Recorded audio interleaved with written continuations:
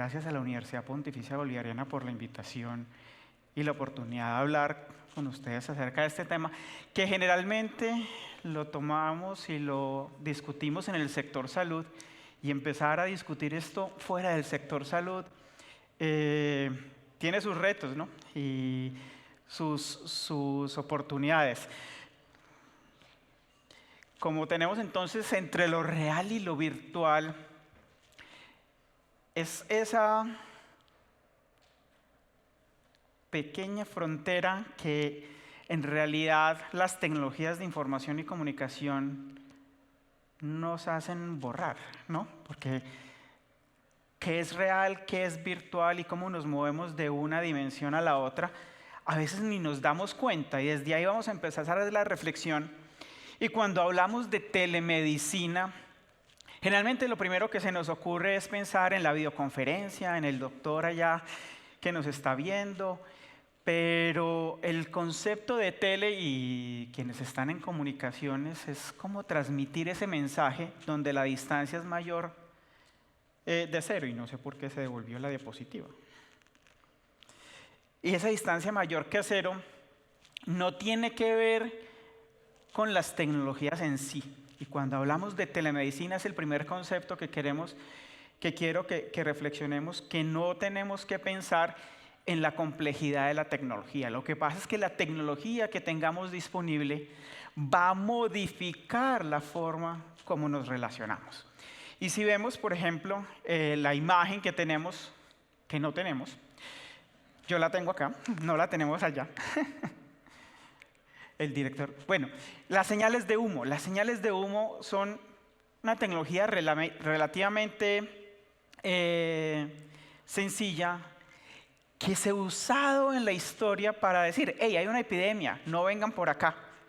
O necesitamos ayuda y manden ayuda. Cosas tan sencillas como eso nos pueden permitir aproximarnos al concepto de telemedicina. No tenemos PowerPoint, o sí tenemos PowerPoint para... no sabemos. Ya en 1925 se hablaba de el doctor por radio. 1925, 100 años atrás, la radio estaba en todo su auge. Y la gente ya se imaginaba que podíamos utilizar esas ondas de radio para comunicarnos entre pacientes y doctores. Y ya había una visión desde entonces que podría haber una cosa que ellos denominaban el radioteleview o el radiotelevisor, ¿sí? Estamos hablando del 25, no estaba desarrollada la tecnología de la televisión, pero ya se podía imaginar que un televisor, que una imagen se podía transmitir y podíamos ver a alguien al otro lado de esa conexión. Y también en ese entonces se planteaba que uno podía tener unos instrumentos que controlaba remotamente y que eran capaces de tocar al paciente y que el médico sentir lo que esos instrumentos sentían desde el paciente. Suena como ciencia ficción 1925, pero era lo que los aficionados a la radio en ese entonces estaban discutiendo. Y las cosas siguen emigrando y desarrollándose, y el concepto de telemedicina en realidad viene a aparecer en 1993 como término. Y hay dos cosas que ocurren en 1993 y que se han mencionado anteriormente hoy: el teléfono celular y el internet.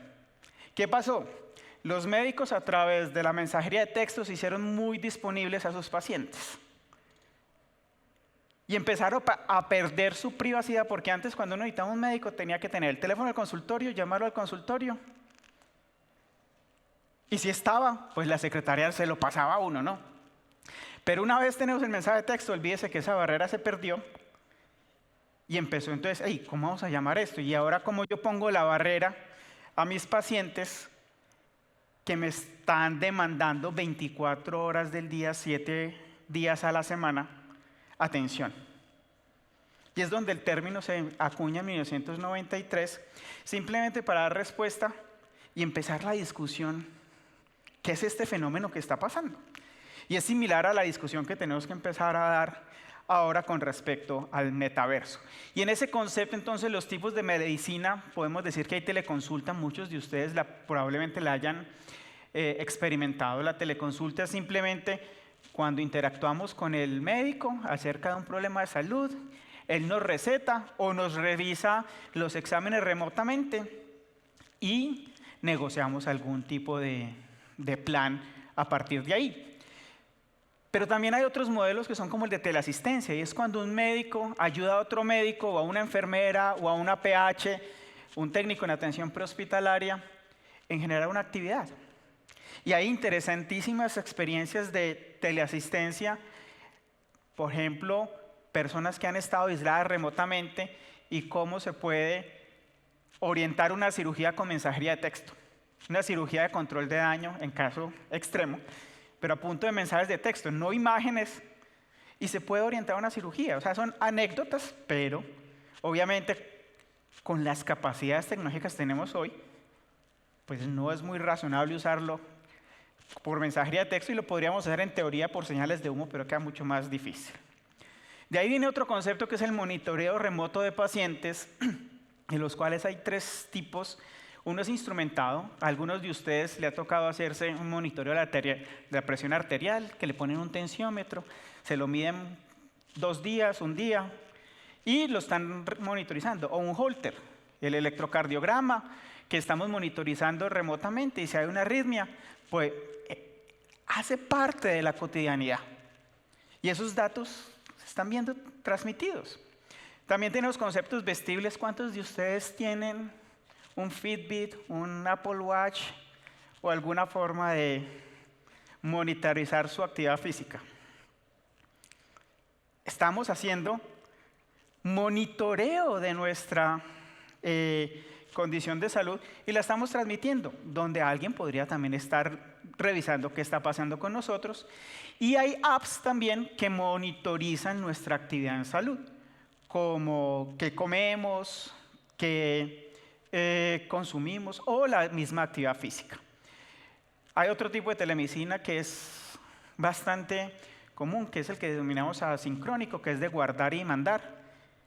Y es donde, por ejemplo, la radiología, hoy no hay una diferenciación clara entre qué es radiología, teleradiología y radiología convencional. La única diferencia es quién es el dueño del equipo que obtiene la imagen y el dueño del equipo donde está sentado el médico.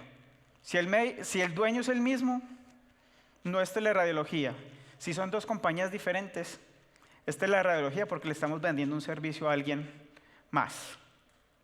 Y empieza a desdibujarse entonces esas diferencias y empieza el concepto de salud móvil, y ahora entonces estamos saliendo de los hospitales, estamos saliendo de la consulta y es la casa la que empieza a convertirse en el nodo de salud. Y salud en casa es uno de esas intervenciones importantes. En Colombia existe una ley de telemedicina. Desde 1996 se empezó a hablar del tema. Ha habido evoluciones en el 98, en el 2000, pero nunca había despegado el cuento en realidad. Hasta que COVID llegó y dijimos, no, ¿sabe qué? Como la gente no se puede ver cara a cara, facilitemos el proceso de habilitación de servicios de telemedicina. Y hubo una explosión en la habilitación de servicios en Colombia. Ayer habían más de 125.000 servicios en general de salud en Colombia. De los 120.000, aproximadamente 9.000 tienen la modalidad de telemedicina. Todavía es menos del 10%, pero es porque tenemos muchas cosas que hacemos en salud. Pero 9.000 prestadores están habilitados en Colombia para ofrecernos ese tipo de servicios. Y la transformación ha sido muy importante y fue simplemente por COVID. No era un problema tecnológico, era un problema social, de interés, de quitarle el miedo al proceso. ¿Cuántos de ustedes simplemente han utilizado telemedicina en alguna forma en estos últimos años? Uy, casi todos, ¿sí? como el 70%, tengo una luz aquí que no me deja ver bastante, pero como el 70% hemos utilizado telemedicina en alguna forma. Y ahora me quedé sin presentación, ya no mueve. ¿Cuál ha sido esa experiencia? Alguien que quiera compartirla. Buena, mala, regular, lo peor que le ha pasado en la vida, lo mejor que le ha pasado en la vida. Otra.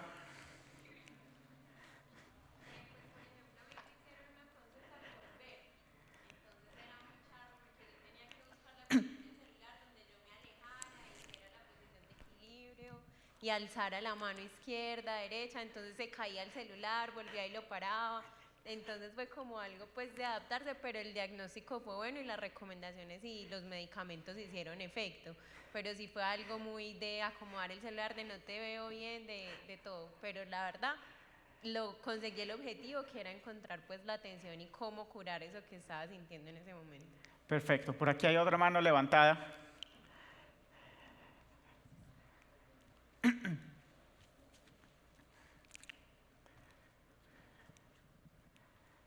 Pues bueno, yo por parte del colegio estaba intentando hacer un proyecto de investigación en el cual estaba bastante relacionado con la medicina. Es por eso que a la hora que hicimos las encuestas con más o menos 100 personas, determinamos que los servicios que se presentaban acá, o en su mayoría, presentaban como, ¿cómo decirlo? Eran regulares, por así decirlo, ya que mucha gente presentaba incomodidades, ya sea por que era gente de la tercera edad que tenía dificultades al manejar las tecnologías, otros por conexiones no podían y a otros no les parecía como la mejor opción ya que estaban muy acostumbrados a lo físico. Entonces, por lo general era bastante regular este tipo de resultados. Sí, generalmente tenemos entonces estos extremos en la apreciación. ¿Y por qué ocurre eso? Porque somos humanos, no todos nos gusta lo mismo. Hay quienes nos gusta lo azul, a otros les gusta lo rosado y ahora, ok, ya sí tenemos presentación parece. Perdón. Sí. Buenas tardes. Mi negocio es droguería y de pronto mirando lo que es la aplicabilidad de todo este ecosistema, algunos médicos desarrollaron una app para esa consulta de telemedicina. Se acercan a la droguería pacientes que de pronto no tienen ni con qué ir a una consulta real y uno le puede ofrecer ese servicio y se conectan inmediatamente, compran un PIN que vale 10, 9, 15, 20 mil pesos, tiene contacto directo con un médico y el médico le formula. Nosotros en la droguería, ¿qué hacemos? Capturamos esa fórmula y le dispensamos la medicación. Y es parte del mensaje que la dinámica de la forma tradicional, como estamos prestando los servicios de salud, empieza a modificarse. Ustedes han oído el concepto de la web 1.0, de la web 2.0, que se han presentado el día de hoy y anteriormente. Nosotros hablamos en salud que estamos en la salud 4.0, con una aceleración impresionante en los últimos 5 años de la 2 a la 4. ¿Ya? ¿Cómo ocurre eso? La salud 1.0 es la tradicional. Usted va donde el doctor porque está enfermo, le prescribe, o sea, le manda la fórmula y si usted no volvió, o se alivió o se murió, pero es la realidad. ¿Sí? Si no vuelve es porque se alivió, lo perdimos. Si vuelve es porque no le está funcionando, entonces le cambiamos la cosa y lo modificamos un poco. Si me regalan 2 diapositivas después por allá que el control no está funcionando. Eso, ya sí lo tengo. Y en ese entonces, los médicos, ¿qué teníamos? Papel y escribamos la historia en el papel. El relacionamiento era directo. Y la negociación de las decisiones venían desde el médico, porque el médico es el que se las sabe todas. Lo que hemos aprendido desde medicina es que desafortunadamente o afortunadamente los médicos no nos las podemos saber todas. La información disponible en medicina se duplica cada 53 días. Es imposible para un ser humano mantenerse al día. Y es algo que no se le puede exigir a los médicos. Y eso impacta la forma como tenemos que formar los médicos y las enfermeras e impacta la forma como se prestan los servicios. Cuando hablamos de salud 2.0, es cuando se empieza a incorporar todo el concepto de prevención que en toda la discusión que hemos tenido en las EPS, si no va a entrar a la discusión política del asunto, al menos hay una idea de prevenir. Y es cuando tenemos acceso a vacunas, tenemos acceso a la consulta de bienestar físico, los niños hacen parte de la atención integral a la enfermedad de prevalencias de la infancia y empezamos a prevenir cosas, ¿no? Y el escenario entonces empieza a modificarse porque ya no está solamente dentro del consultorio del hospital, sino que la participación comunitaria y el escenario prehospitalario empieza a ser un escenario importante. Y aparecen tecnologías como la historia clínica electrónica, donde ya el doctor está escribiendo en el computador con un problema que no nos mira. ¿Sí? Y se triangula la relación. Porque quienes desarrollan software, y no los veo aquí porque además están todos en el Health Summit, que es también esta semana, hay 3 eventos de informática en salud en Medellín esta semana. Quienes desarrollan software algunas veces no tienen en cuenta al usuario. Y hace triángulo, y cómo se desarrollan las historias clínicas en Colombia para dar respuesta a la facturación, no para dar respuesta a las necesidades de los médicos, las enfermeras ni los pacientes. Y es para sostener en todas partes. Y eso cambia la dinámica del relacionamiento. Pero entonces es donde empieza uno a pensar cómo hacerlo diferente, ¿no? Y tenemos en ese entonces el email y estamos en el cuento del aseguramiento. La salud 3.0 cuando aparece es cuando yo puedo tener control de mi historia clínica. Ya no es el médico el que tiene la historia clínica, ya no es la EPS o el asegurador el que tiene mi historia clínica, sino que yo tengo control sobre los datos y aparece el concepto de la historia clínica personal. Y ahí es donde el concepto de blockchain que acabamos de ver empieza a ser muy importante, porque es que mi historia clínica puede ser modelada como una cadena de bloques. Y yo puedo saber quién es el que está teniendo acceso a esa cadena de bloques y permitirlo o no permitirlo, controlarlo o no controlarlo. Y es donde empezamos a hacer esa transición hacia el metaverso. No necesariamente en la realidad aumentada, en la realidad tridimensional, pero ya nuestros datos empiezan a estar distribuidos y empiezan a estar en ese metaverso. Y ya no es el problema mensajería de texto, sino que tenemos el WhatsApp. Entonces, ya es donde aparecen otros modelos de negocio, donde hay médicos dedicados a gestionar cuentas de WhatsApp para las teleconsultas en los fines de semana y por las noches. Y empieza a modificarse el asunto y ya el 80% de las personas que van de un médico ha buscado en Google qué tiene. Entonces no va donde el médico a decirle, hey, me ayuda. No, yo creo que tengo esto y ¿por qué no me manda esto?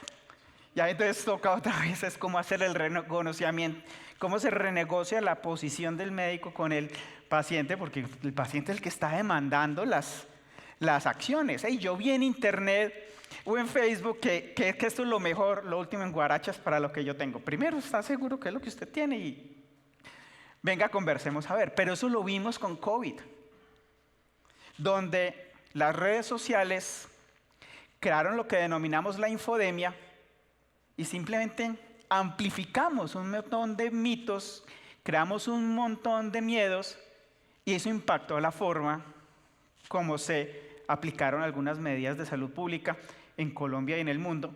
Y no hablemos de la ciudad de Nueva York, que allá sí que hubo casi que un desastre respecto a eso.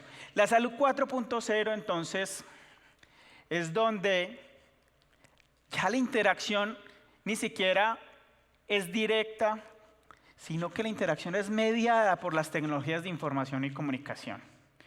Hoy hay chatbots con los cuales ustedes pueden chatear y le ayudan en el diagnóstico, no tiene que interactuar con médicos. De hecho, la Organización Mundial de la Salud tiene un chatbot para COVID. Y uno le puede hacer preguntas al robot y él le contesta de acuerdo a la base de conocimiento que se suministra. Y se puede utilizar para hacer triaje, que es simplemente decir, hey, usted tiene que ir donde un médico, ya le mando la ambulancia, o espere y le hago una cita. Y son tecnologías que ya estamos viendo que se alimentan entonces no solo de esa historia clínica personal, sino de esa historia clínica unificada que está a través de todos los prestadores, porque es otro problema. Cuando uno tiene historias clínicas electrónicas, ellas van a estar en silos. Y a pesar de que tengamos el mismo proveedor, no tenemos forma de pasarla de un lado a otro. Un paciente que llega al hospital Pablo Otón Uribe, que haya que remitirlo a la cardiovascular, tienen que imprimir toda la historia clínica a pesar de que el proveedor es el mismo. Bueno, lo imprimen en PDFs, no en papel, pero igual. Alguien tiene que ir por el PDF en vez de mandar esos datos clínicos. O sea, es donde entonces en Colombia es donde empezamos a hablar de los conceptos de interoperabilidad y es la gran discusión que se está dando en el país en este momento, donde se adopta una tecnología que no es el estándar internacional, pero al menos nos aproxima al intercambio de datos. Pero estamos hablando de humanización y a veces pensamos solo desde el lado del paciente, pero hay que pensarlo también desde el lado del médico y el prestador. Y cuando estudiamos deshumanización en salud, una de las principales causas es una pobre satisfacción personal de los prestadores, una exagerada carga laboral y los niveles de estrés. Y eso cambia de servicio en servicio. Pero ¿por qué se dan estas cosas? Y hay muchos factores y aquí podríamos quedarnos toda la tarde hablando de estos factores, pero va desde el modelo de contratación, desde el número de pacientes que se ven por hora. Cuando a un médico le imponen ver 4 pacientes por hora o 5 pacientes por hora, o lo restringen en la forma como puede prescribir, hay ciertas dificultades y cierta insatisfacción. Pero los factores que podemos modificar de la carga laboral están relacionados con darle conocimiento y soportar el conocimiento, porque es que pensar cuesta. Y ya hablábamos de que es muy difícil tener acceso a la información en la velocidad que se está creando. Entonces, las tecnologías de información y comunicación van a ser fundamentales en soportar el conocimiento de los médicos, de las enfermeras y todo el personal de salud en general para poder apropiar ese conocimiento. Y probablemente la discusión que tenemos que dar es, desde la educación, cómo enseñar a apropiar ese conocimiento más de memorizarlo o repetirlo, que entonces, porque la dinámica cambia, ¿no? El afecto, y no nos hemos preocupado mucho por la salud mental de nuestros prestadores. Lo que ellos sienten no es problema, porque lo que lo sienten, pero el afecto existen herramientas donde podemos modular la respuesta emocional de las personas, y hay un montón de experiencias desde la realidad aumentada y la realidad virtual de relajación, mindfulness, manejo de estrés, cosas por el estilo, que podrían ser de utilidad en el escenario de prestación de servicios para eso. O cuando tenemos desastres, unos modelos de ayuda al que ayuda, donde se le da ese tipo de soporte, pero no es algo que tengamos comúnmente. Y el estado físico es el agotamiento, o sea, definitivamente. Y hay muchos factores. Yo me acuerdo, unos años atrás estaba trabajando, siquiera ustedes no fueron pacientes míos, pero aquí hago la confesión. Trabajaba en Las Vegas, en Soma, Transmédicos. Daba clases en UPB, en la Antioquia, el CES y la San Martín. Y me di cuenta que estaba agotado el día que me quedé dormido dando clase en maestría. Siquiera no maté a nadie o maté más gente en ese momento, pero eso pasa. Y es porque somos muy poquitos los que hay para prestar los servicios y a veces asumimos cosas que son irresponsables e inseguras para los pacientes. Les pregunto, porque no está funcionando bien, ¿qué esperan ustedes de los servicios de salud cuando van a consultar? Por ahí veo. Bueno, aparte de el motivo por el cual uno consulta. Muchas gracias. gracias. Aparte de uno pues sanar lo que la enfermedad que tiene, la parte humana. Y eso está faltando muchísimo. Entonces tenemos la parte humana. ¿Y cómo definirías la parte humana? La empatía por lo que está sintiendo el paciente. Porque a veces los médicos, por el quehacer y el poco tiempo que tienen para lograr la meta, que es sanar a la gente o mirar esos 5 pacientes por hora, se les olvida que la teoría que ellos saben, hay un ser humano que la va a recibir y por lo general no es satisfactoria. Les quiero compartir que a mi mamá le dio COVID hace 1 año y medio, se murió hace unos pocos días. Qué pena. Muchas gracias. Y fueron muchísimas malas noticias que nos dieron, porque le dieron todas las afectaciones de COVID y cada noticia nos las daban como una varilla. O sea, su mamá tiene esto y le tienen que hacer una traqueostomía. ¿Cómo? Sí, ustedes ya más o menos han sabido qué es una traqueostomía y ya. O sea, fueron muchísimas cosas. Entonces esa es esa parte de la humanización y otra cosa que con el tema de los robots que te contestan, a veces no abarcan todas las preguntas que una persona tiene, pero no te dan la posibilidad de decir no siempre. Entonces, si no está en este numeral, se comunica con una computadora, con una persona. No siempre. Y te escucho. Entonces lo que estoy escuchando es, nos falta la parte humana y cuando nos hemos puesto tecnología, la tecnología no nos está dando alternativas y nos encierra en ella y nos deja en un vacío. ¿Alguna otra posición? Profe, yo tengo una pregunta que no sé si está contenida en la exposición que usted tiene y es un poco más del otro lado, que es el prestador, y es la parte legal, porque usted está diciendo aquí algo que nosotros vivimos y es que traspasamos fronteras. Entonces esta opción nos está dando la oportunidad de atender el que vive en Estados Unidos, el que vive en Europa, el que vive en muchos países del mundo. Entonces, ¿qué pasa con la legislación de la telemedicina, de la teleconsulta? Porque Dios quiera todo funcione bien, pero cuando no funcione bien y llegue una demanda, nos juzgan las leyes del país que traspasamos la frontera con la telemedicina, nos juzgan las leyes de nuestro país, si es que las hay, porque todavía no las conozco al respecto. Entonces, si quisiera, pues si eso es lo que me viene sonando a mí hace mucho tiempo, porque tratamos de hacer un servicio humanizado y tratamos de dar al 100, pero cuando el 100 no funciona, ¿cómo nos juzgan cuando traspasamos fronteras?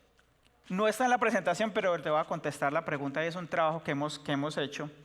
Cada país tiene su propia regulación en la prestación de servicios de salud y dentro de la prestación de servicios de salud, la prestación de servicios de salud en la modalidad de telemedicina, porque se considera que es una modalidad, una forma de prestar, no es una cosa distinta. Incluso en Estados Unidos, cada estado, porque cada estado es como un país, tiene su propia regulación en los temas de telemedicina. Entonces, si yo trabajo en Texas, no puedo ver pacientes de New York, a no ser que tenga licencia en Nueva York, en teoría. Pero ¿quién controla dónde está el paciente? No hay forma de controlarlo. El miedo de la demanda, entonces ya es ¿por qué nos van a demandar? Y nos demandan generalmente es por la falta de humanización y por no ser claros en la comunicación. Porque si nosotros nos conectamos, y ya es una reflexión desde el personal de salud, con los pacientes, incluso dando malas noticias, pero correctamente informadas, la probabilidad de que nos demanden es mínima. Entonces no debe ser el temor a la demanda. Vienen otros eventos administrativos y es cómo se hace la transacción del pago, cómo hago la prescripción, porque es que si el paciente está en Estados Unidos, yo desde Colombia no puedo prescribir, él no puede ir a una farmacia a recoger el medicamento, porque existen esas barreras que tenemos que empezar a negociar. Y un médico de Colombia no está licenciado para trabajar en ningún otro país del mundo, como ningún otro médico está licenciado para trabajar en Colombia, a no ser que se lleven ciertos procedimientos. Y es donde hay ciertas barreras que se imponen ahí que no van en tono con lo que está pasando con la tecnología, pero es parte de la discusión que tenemos que seguir negociando y discutiendo. Continuemos entonces, y cuando vamos al consultorio en realidad es eso. Me regalan la otra diapositiva que no puedo pasarla de acá, y es, queremos primero ser escuchados, ¿sí? Como pacientes lo primero tenemos que ser escuchados y ser reconocidos, porque es que a veces ni nos paran bolas, ¿no? Pero más allá del reconocimiento también está ese fenómeno de ser tocado, y es parte del por qué mucha de la gente no le gusta la telemedicina, porque no hay contacto físico. Para ser claros, en medicina el 80% de los diagnósticos se pueden hacer solo conversando con el paciente. No hay necesidad de tocarlo. Una buena historia nos permite tomar decisiones, como nos ejemplificaban ahorita el caso de vértigo. No hay necesidad de tocar al paciente. Pero ese factor del contacto físico es fundamental y hace parte de esa humanidad. Por eso es que para dar malas noticias probablemente no sea lo mejor el teléfono o una videoconferencia. Es mejor ir a poner la cara y ser capaces de abrazar, de tomar una mano, y son cosas que tenemos que entender, que hay limitaciones. Y ser visto, no solo ser visto en la cámara, sino ser visto como individuo, ¿no? Y todo eso que ocurre ahí, ser respetado, y por eso la privacidad y la confidencialidad y todos estos elementos. Cuando en abril mostraban que la NASA había puesto la primera holoportación de un médico en la Estación Espacial Internacional, ¿sí? Metaverso, los pacientes no quieren ver a los médicos. Ese médico no estaba viendo al paciente. Y es parte de la reflexión que tenemos que dar, y es la tecnología para qué y por qué. Porque eso hace titulares de prensa y vende.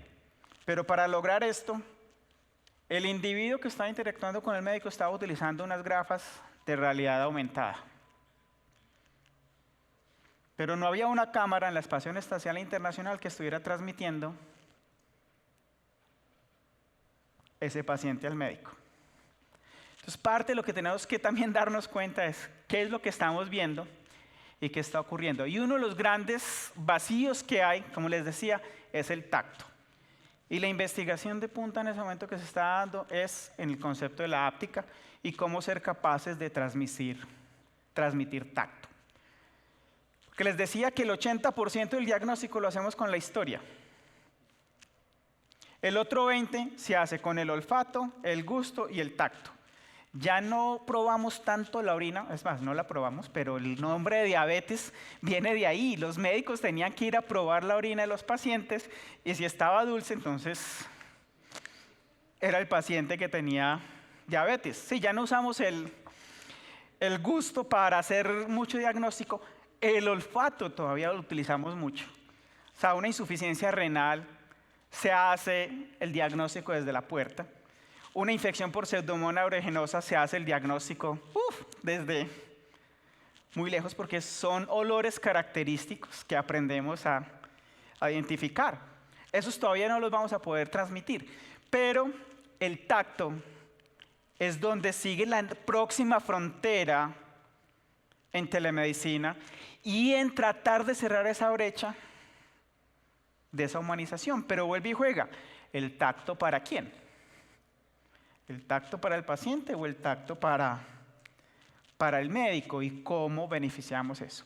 Es como entonces desde el Centro para Diseños de Sistemas de Salud y para el Centro de Salud hemos venido trabajando y tenemos una demostración en Experiencias para entrenar médicos y enfermeras en desarrollar diferentes habilidades utilizando la realidad virtual, la realidad aumentada. Y este es un caso de control de hemorragia posparto, que es la causa más frecuente de muerte en maternas en el mundo. Y desde el año... Mónica, ¿desde qué año estamos trabajando con telemedicina y materno-fetal? Desde el 2004. 2004-2005. Ha sido un tema de investigación en la universidad de cómo las tecnologías de información y comunicación mejoran la interacción con los pacientes y la calidad. Y esto es lo último que estamos haciendo de interacción para poder entrenar a los médicos y enfermeras en el manejo del control de la hemorragia posparto. Y estamos utilizando realidad aumentada y estamos desarrollando dispositivos hápticos que nos van a poder permitir sentir ese útero. Ese no lo pude traer, esta vez solo trajimos la parte del video, pero sentir ese útero cómo se está contrayendo. Porque es la intervención primaria más importante para evitar esa muerte. Y también venimos trabajando con el Centro de Innovación en Salud Mental para entrenar personal que no hace parte del sector de psicología y creamos pacientes virtuales que somos capaces de proyectar en realidad aumentada que responden a las emociones y responden al diálogo. Para poder entrenar a los médicos, las enfermeras y el personal comunitario en el diagnóstico y tamizaje de la enfermedad mental. Pero eso se puede aplicar para cualquier otra. Y por ejemplo, este es uno de los videos de ejemplo. Bueno, no está el audio. Entonces, pareces que estás triste, algo te está molestando. Así, todo parece que está al revés. Y le contesta a la persona que está interactuando, todo va a estar ok, se lo prometo. Ahí perdió el paciente. E inmediatamente la paciente responde en una manera negativa. Este es el tipo de tecnología en realidad aumentada, realidad virtual que estamos experimentando para la formación de los próximos prestadores de servicios de salud. Y como decíamos con Mónica, venimos trabajando en ADA, que son herramientas de asistencia en el diagnóstico antenatal, que van desde facilitar al médico el conocimiento, porque él cuando va diligenciando su historia clínica le decimos, hey, esta paciente por lo que sabemos es mejor que le haga esto. O podemos soportar a la enfermera que está en un municipio en la toma de esas decisiones y ser capaces de remitir esos pacientes virtualmente a la Clínica Universitaria Bolivariana, donde tenemos personal altamente entrenado y podemos tomar la decisión si es un embarazo que debemos de planear para terminarlo en la clínica o se puede terminar en el hospital local o en un hospital regional. ¿Eso qué beneficios tiene? Que no tenemos que desplazar maternas a última hora y que no tenemos que desplazar maternas que no tenemos que desplazar. De hecho, tener una infraestructura como la Clínica Universitaria Bolivariana, la utilización de una cama es más cara que si esa cama se utiliza en un hospital de menos complejidad. Pero ¿qué ocurre cuando yo tengo una materna con un embarazo vaginal en la cama del hospital, que le estoy quitando la oportunidad a la otra que está complicada? Que eso es lo que sufrimos todos los médicos. ¡Ey, hay cama! Hay cama, que es donde además la telemedicina debería ayudarnos a funcionar y ver cuál es la ocupación de camas y cómo distribuir los recursos, ¿no? Y es donde la interoperabilidad tiene que entrar a trabajar. Y ahora estamos trabajando también con lo que es ADA Mamá, y es que las mamás se pueden monitorizar cómo van evolucionando y poder anticiparnos, ya no a la hemorragia posparto, porque esa tiene que ser controlada desde el momento en que se da el parto, pero podemos anticiparnos a infecciones, podemos anticiparnos a la hipertensión inducida por el embarazo o preeclampsia, podemos anticiparnos a la diabetes gestacional, que son las otras causas de mortalidad después de la hemorragia. Y esa es la forma como desde la universidad estamos interactuando, pero adicionalmente tenemos que empezar a trabajar en un problema grande en la comunidad, que es la brecha digital. Y la brecha digital está en que no todo el mundo tiene acceso a la tecnología. Y es donde entonces como facilitamos el acceso y dinamizamos eso, porque cuando más tecnología hay disponible, más excluimos personas. Y ahí es donde viene entonces otra vez la reflexión sobre cómo estamos realmente prestando servicios humanos y responsables. Y seguidamente es cómo alfabetizamos informacionalmente a los usuarios de los servicios de salud.